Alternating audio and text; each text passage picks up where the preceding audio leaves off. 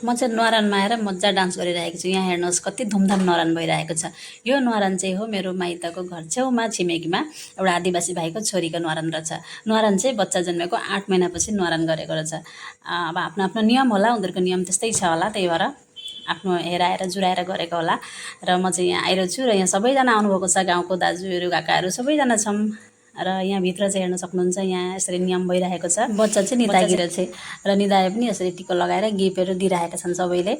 र यो कति राम्रो नियम हेर्नु न, भित्र यसरी आमा पनि काखमा लिएर बसेर यसरी आफ्नो नियमहरू नि राम्रो लागिरहेछ देखेर। र त्यसपछि हामीहरूले सबैले एउटा एउटा गरेर गिफ्ट दियौँ। त्यसपछि आयौँ बाहिर आउने बित्तिकै हामीलाई तामुल मिल्यो। तामुल चाहिँ हामीहरूले खाएर यहाँ म चाहिँ सबैतिर हेर्दैछु, सबैजना आउनुभएको रहेछ, भाउजूहरूसँग पनि बोल्दैछु। र त्यसपछि आयौँ हामीहरू खानालाई। खानाहरू पनि यति राम्ररी, यति स्ट्यान्डर्ड, यति सफा तरिकाले बनाउनु भएको चाहिँ हेर्न सक्नुहुन्छ है। र हामीहरू पनि आएर यहाँ खाना बस्यौँ र आज चाहिँ सबैजनासँग भेट भयो, राम्रो लाग्यो। यसरी माइत आएको बेला केही बिहे पूजाहरू भयो भने चाहिँ धेरैजनासँग भेट हुन्छ, राम्रो लाग्छ है आएको बेला। र यसरी आएर हामी यहाँ खाँदैछौँ। खानाहरू पनि राम्रो, पोडी सब्जीहरू कति राम्ररी, अब जे खाए पनि थियो। र हामीहरू चाहिँ यहाँ खायौँ यसरी सबैजना मिलेर। र त्यसपछि आयौँ हामीहरू बाहिर चाहिँ हेर्न सक्नुहुन्छ पुरा डान्स भइरहेको छ यहाँ नै। र यता सबैजना बसेर डान्स हेरिरहेका छौँ, तामुलहरू पनि खायौँ, राम्रो लाग्यो।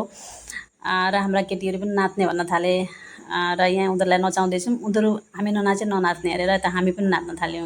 हामीहरू पनि के कम होइन। र गाना सुने बित्तिकै नाच्न त मन लागिहाल्छ। र भाउजूहरूसँग चाहिँ नाच्दा एकदम पहिलाको याद आयो र यसरी नाच्न थाल्यो।